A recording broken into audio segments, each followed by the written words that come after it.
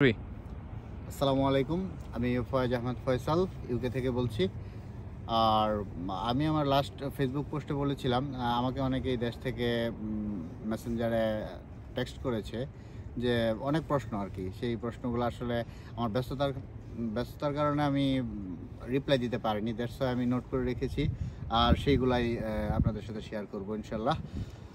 তো শুরু করছি। প্রথম প্রশ্নটা ছিল এরকম যে এমওআই দিয়ে এসেছি কিনা। হ্যাঁ, আমি এমওআই দিয়ে এসেছি। আর অনেকে এই প্রশ্নটাও করেছেন যে এমওআই অ্যাকসেপ্ট করে কিনা সব ইউনিভার্সিটি। সেই বিষয়টা হচ্ছে, সব ইউনিভার্সিটি এমওআই অ্যাকসেপ্ট করে না। কোনো কোনো ইউনিভার্সিটি এমওআই অ্যাকসেপ্ট করে, কোনো কোনো ইউনিভার্সিটি এমওআই অ্যাকসেপ্ট করে না।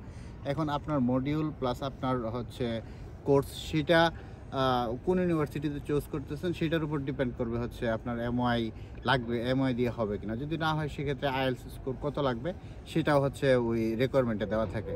That's it. এরপর হচ্ছে কত টাকা লেগেছে। আসলে কত টাকা লেগেছে এটা এভাবে বলা যাবে না, কারণ হচ্ছে ইউনিভার্সিটির টিউশন ফিটা ডিপেন্ড করে কোর্স ওয়াইজ। আর বিভিন্ন কোর্সে বিভিন্ন অ্যামাউন্ট থাকে, এই আর কি। সেটা আপনি যে কোর্স নেবেন সেই কোর্স মডিউল থেকে দেখে নিতে পারবেন। এরপর হচ্ছে ব্যাংক স্টেটমেন্ট কিভাবে রেডি করেছি। ব্যাংক স্টেটমেন্টের যে ব্যাপারটা, সেটা হচ্ছে আপনি যে টিউশন ফি জমা দিবেন, সে জমা দেওয়ার পর যে বাকি টাকাটা থাকবে, সেই বাকি টাকা আর আপনার কোর্স ডিউরেশন যতদিন, ধরেন 1 বছর, আই গেস, দেন 1 বছর আপনার ইউকেতে থাকতে কত টাকা খরচ হবে, সেই টাকা দুইটা হচ্ছে যোগ করে যে টাকাটা আসে সেই অ্যামাউন্টটা আপনাকে ব্যাংকে রাখতে হবে। এবং কি এটার ম্যাচুরিটি থাকা লাগে 28 দিন।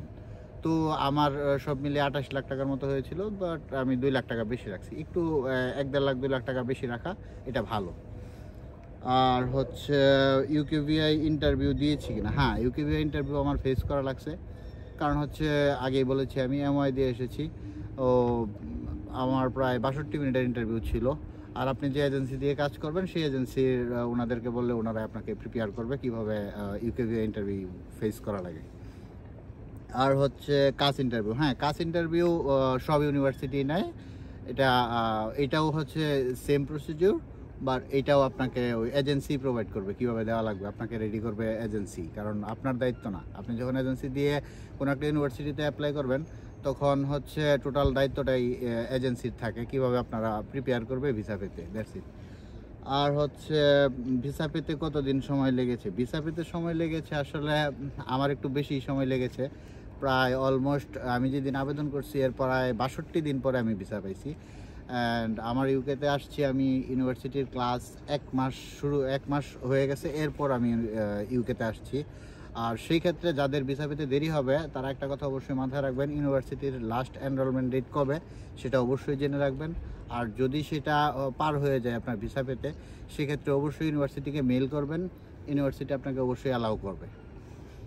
আর যখন মেল করবেন সেই ক্ষেত্রে আপনারা ইউকেভিআই কে যদি পেইড মেল দিয়ে থাকেন ভিসার আপডেট পেতে, সেই পেইড মেলের স্ক্রিনশটটা অ্যাটাচ করে দিবেন, যেন ইউনিভার্সিটি সেটা বুঝে আপনার কতদিন সময় লাগতে পারে ভিসা পেতে।